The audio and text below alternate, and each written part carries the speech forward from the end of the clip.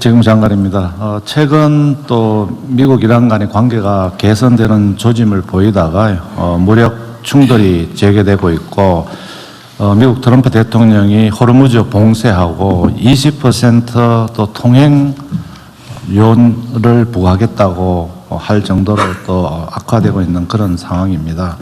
그리고 공동해사정보센터가 호르무즈 통과 선박의 위험도를 7월 7일자로 심각으로 이렇게 상향한 그런 상황입니다.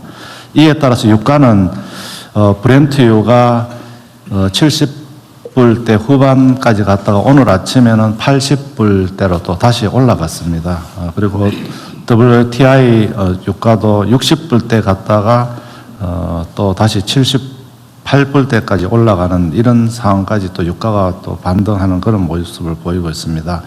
환율은 SK 하이닉스의 그 미국 주식 예탁 정서 발행 등 여러 가지 상황에 따라서 1,490원 후반대로 이렇게 좀 보이고 있습니다. 이란 중동 전쟁에도 불구하고 좀 전에 대통령께서 말씀해 주신 바와 같이 이제 수출은 아주 호조세를 보이고 있습니다. 1월에서 5월 달까지 금년도 경상수지가 1,400억 불 정도가 되는데요. 작년에 연간 1,230억 불이었습니다. 그 1,230억 불도 역대 최대라고 했는데 그 역대 최대를 5개월 만인 5월 달까지 그것도 한 200억 불 가까이 초과해서 달성하는 이런 또 호조세를 보여서 감사를 드리고 있습니다. 원유는 7, 8월 달 전년 평균 대비 100%를 해서 7, 8월까지는 좀 괜찮습니다만 A주시에서 더 확보하도록 하겠습니다. 나프타는 7월 기준으로 100% 수준을 확보한 상황입니다. 그리고 휘발유나 경유 가격은 최고 가격제 인하 조치에 따라서 1,800원대로 하락한 그런 상황입니다. 그러나 이러한 측면에도 불구하고 여전히 그 물가 상승이 높은 수준이고 또 청년층을 중심으로 하는 고용이 어렵고 또 환율이 최근에 좀 낮아지고 있습니다만 높은 수준이고 금리도 또 올라갈 그런 가능성이 높은 상황이기 때문에 민생 경제의 최우선의 어떤 정책 우선순위를 두고 정책을 추진하도록 하겠습니다. 물가입니다. 물가는 지난번에 저희들이 민생 물가 대책으로 1조 원 이상을 투입하는 대책을 마련했는데 1차적으로는 신속 집행에 최선을 다하겠습니다. 그리고 9월 되면은 이제 추석이 다가옵니다. 추석 민생 안정 대책도 지금부터 추가적으로 좀 방안을 마련해서 적어도 하반기에는 평균적으로 물가가 3%보다는 떨어지도록 그런 범위 내에서 관리하도록 최선을 다하겠습니다.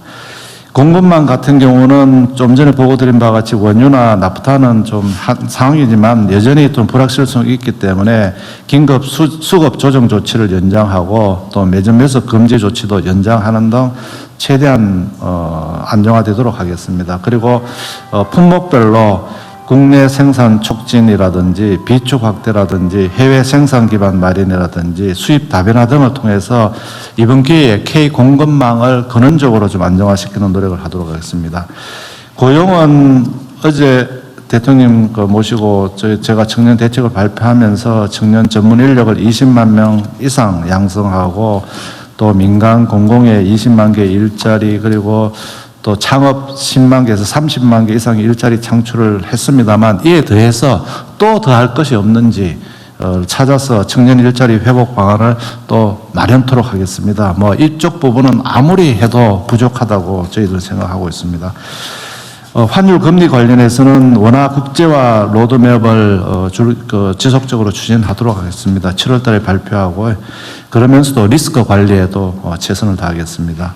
금리 상승 기대감에 따라서 중소기업이나 소상공인들의 어려움을 감안해서 취약차주 금융부담 완화 방안도 현재 마련 중에 있다는 보고를 드리겠습니다. 정부는 민생이 제1번 중에 1번이라는 그런 경각심을 가지고 최선의 노력을 다해서 정책을 마련하고 또 밤을 새워서라도 또 실행을 하도록 하겠습니다. 이상 보고를 마치겠습니다.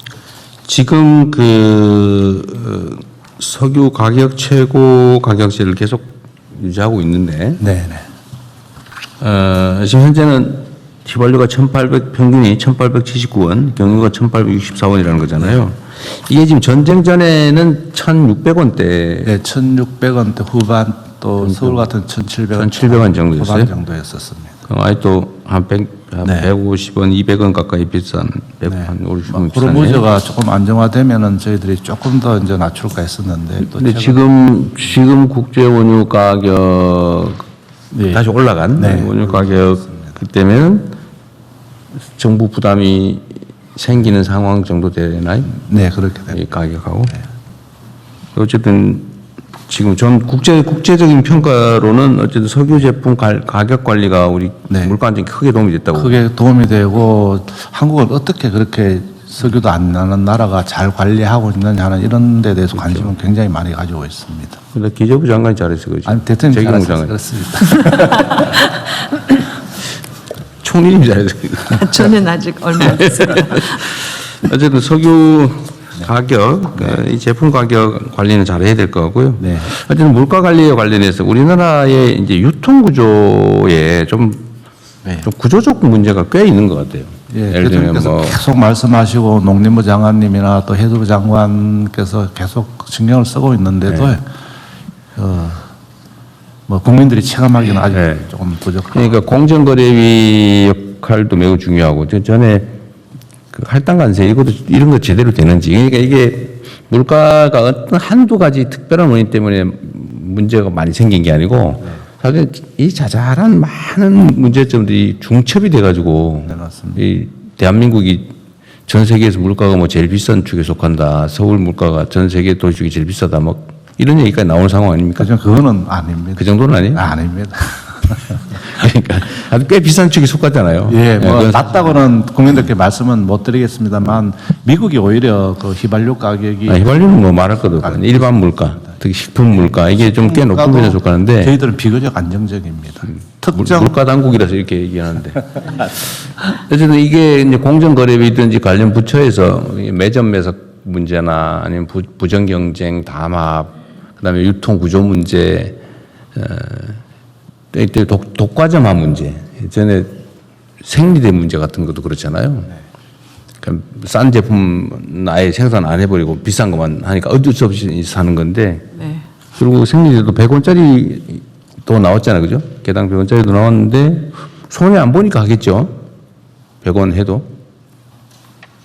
저가 생산에 업체가 살짝 부담은 되고 있다고 합니다. 살짝- 고유가 시대에서 사실 그거는 있지만 네네. 그렇다고 해서 뭐 계속 손해보면서 생산 판매하지는 않겠죠. 네, 맞습니다. 그래서 그것도 손해는 아니니까 할 텐데 하여튼 이런 식의 좀 각 분야의 각 부처청이 할 수 있는 최대치를 해줘야 그나마 조금씩 낮아지는 거죠.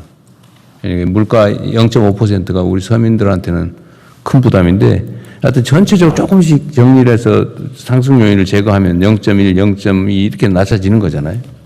사실 우리가 이렇게 악착같이 공정거래위의 뭐 담합이나 독과점에 의한 폐해를 막 엄청나게 압박하고 하니까 이 정도 유지하는 거지. 아니었으면 사실 물가 상승률은 엄청 높아졌을 거예요. 그러니까 앞으로 조금 더 각 부처청들이 신경 써주면 좋겠습니다.